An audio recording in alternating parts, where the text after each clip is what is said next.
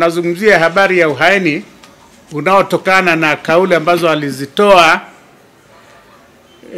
wakati anahutubia wanachama wenzake pamoja na wale ambao walikuwa wametia nia kwamba wanataka wagombee nafasi za uchaguzi kwa kupitia Chadema. Yeye akawa anawahutubia kueleza kwa nini msimamo wao wa kutokushiriki kwenye uchaguzi, kwa sababu ya kwamba mabadiliko muhimu hayajafanyika. Ninachoweza kukisema, ndugu mwanahabari, ni kueleza sheria nini makosa ya uhaini manake nini. Kosa ili mtu ashtakiwe kwa kosa la uhaini, ni kitu gani waendesha mashtaka watapaswa kudhibitisha kwamba alifanya huo uhaini ulivyofanya. Ni kurudishe kidogo. Kwanza nilikuwa nataka kusema kwamba kosa la uhaini lilitungiwa sheria na Bunge la Jamhuri ya Muungano wa Tanzania mwaka 70 kwa sheria namba 9 ya mwaka 70, ambayo ilitunga ni sheria namba 2, sheria namba 2 1970 ndio imeunda kosa la uhaini katika Jamhuri ya Muungano. Na kosa hilo liko mpaka sasa hivi. Na sasa chini ya kifungu namba 39, kuna 39 kifungu kidogo moja na kifungu kidogo cha pili na kifungu kidogo cha 3. Chini ya sheria hiyo, chini ya kifungu hicho, ili kosa la uhaini liweze kudhibitika, kwanza lazima huyo mtuhumiwa, mshtakiwa, awe chini ya utii wa Jamhuri ya Muungano, awe anawajibika chini ya Jamhuri ya Muungano. Kwa mfano, katiba yetu inasema kila raia anastahili kutii na kufuata sheria za nchi. Kwa hiyo unatii kwanza sheria. Unatii kwanza sheria katiba ya Jamhuri ya Muungano. Pili, unatii vile vile sheria zilizotungwa na mamlaka za nchi hii, bunge. Kwa hiyo unakuwa chini ya mamlaka ya utii wa Jamhuri ya Muungano. Jamhuri ya Muungano, hatuzungumzi serikali. Hii kitu inaitwa Jamhuri ya Muungano wa Tanzania. Yote hiyo. Pili, ili aweze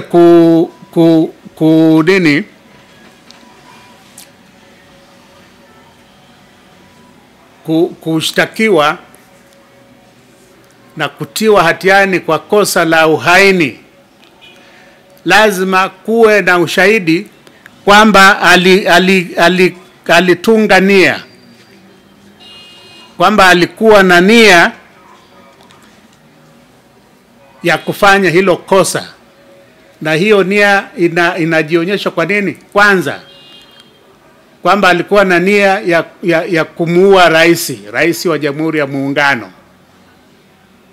au kumjeruhi, au kumuumiza, au kumfungia rais wa Jamhuri ya Muungano. Ukifanya hayo makosa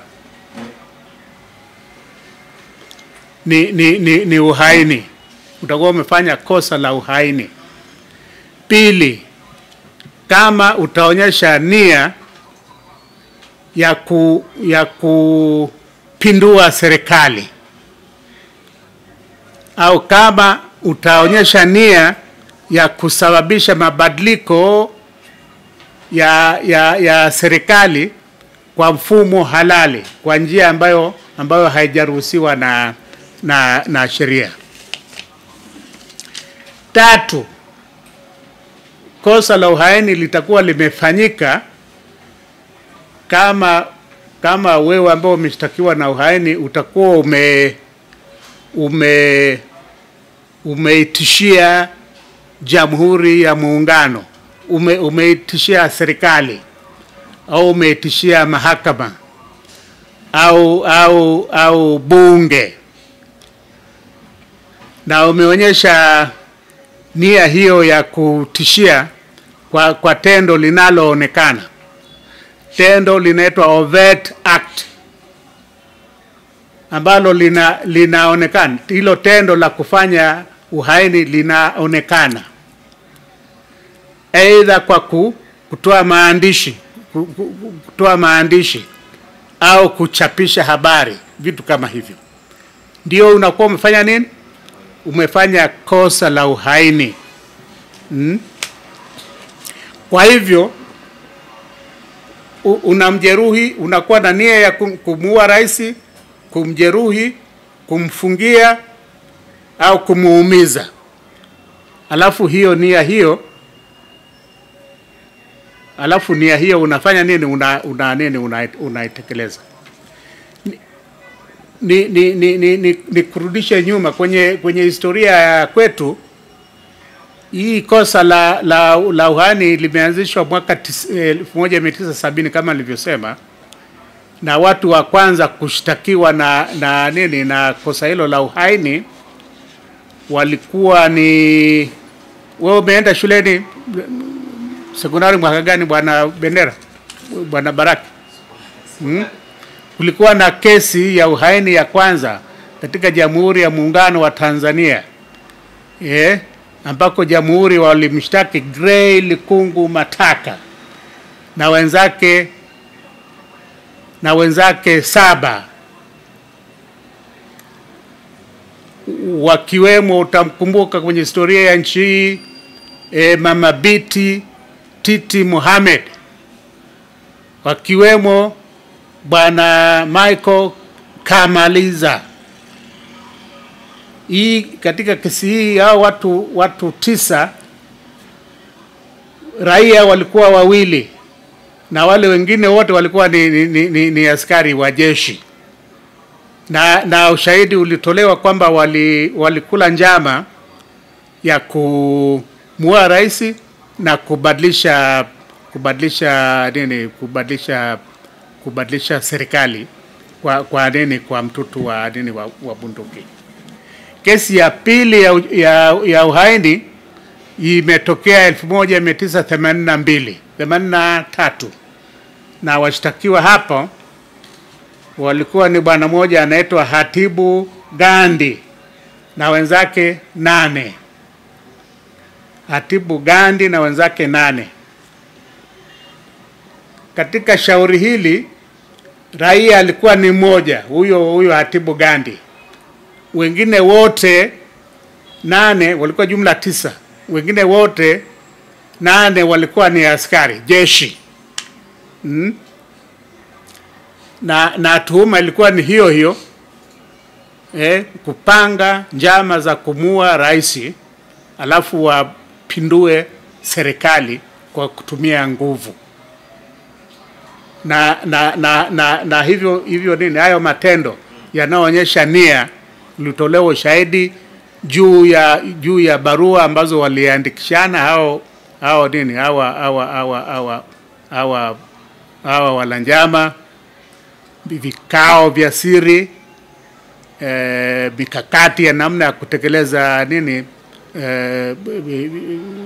kutekeleza hiyo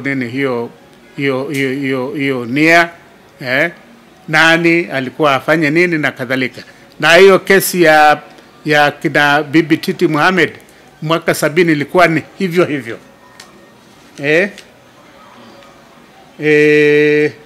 Sasa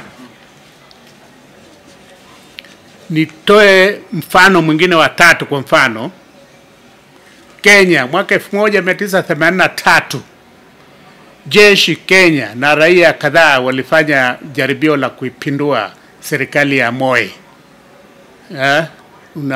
Baadhi ya wale askari walikimbilia Tanzania, wakaja wakajificha huku, walikamatwa. Kukawa na shauri la kuwahamisha, kuwarudisha Kenya ili wakashtakiwe. Unanipata? Na kati ya askari mmoja alikuwa Ochuka nadhani, walirudishwa. Walikuwa ni askari waliokula njama kupindua serikali kwa kutumia nguvu. Askari pamoja na raia unatumia nguvu. Sasa huyu mheshimiwa, huyu Bwana Tundu ni raia, unajua ni raia. Hakuna, hajashtakiwa pamoja na watu wengine. Kwa hakika mpaka sasa hivi, labda wabadilishe hati za manini,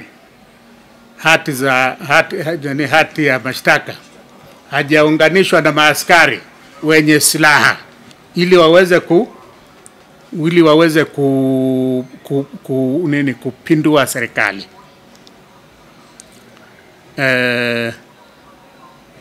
Na maneno ambayo anadaiwa aliyatoa, kayatoa hadharani, sio kwenye kificho, wakati anazungumza na waandishi wa habari. Kwenye hiyo kesi ya kina Bibi Titi, ile mipango ile ilikuwa inafanyika kwenye siri, na hii akina nini Hati Magi hivyo walikuwa wanafanya mipango ya siri juu ya namna ya kufanya hayo mapinduzi. Kwa hivyo ni swala la ushahidi. Je, mtu au raia ambaye ana utii kwa Jamhuri ya Muungano atakuwa amefanya kosa la uhaini kama atatoa maelezo, atatoa kauli kwenye mkutano wa hadhara, kwa mfano, ambayo haijapendeza, na hiyo kauli, hayo maneno yakawa sawasawa na uhaini, bila kuwa amefanya kingine zaidi. Katoa tu maelezo, maneno, anakuwa amefanya nini? Uhaini, bila kuwa na vitendo zaidi vinavyoonyesha ule uhaini. Maana yake ni kupindua, kumdhuru rais, au kumjeruhi, au kupindua nchi kwa kutumia nini? Kupindua serikali kwa kutumia nguvu, kwa kutumia silaha. Na ni mmoja, unapindua serikali ambayo ina majeshi ya ulinzi na usalama, polisi, jeshi, watu wa magereza, ina usalama wa taifa, unaelewa? Ina hela. Unapindua wewe mmoja kwa kutishia, kwamba unatishia, umesema unasema tutafanyaje? Tutakinukisha. Naangalia ile charge sheet Mr. nani, tutahamasisha uasi, tutakinukisha, tutavuruga kweli. Uchaguzi tutavuruga kweli mbele ya hadhara. Alafu this is treason. Alafu unafanya huu ni uhaini, na uhaini ni kosa kubwa la kwanza katika Jamhuri ya Muungano, ambalo ukifanya kosa hilo unaweza kukamatwa pale na raia au na askari na polisi kama wapo pale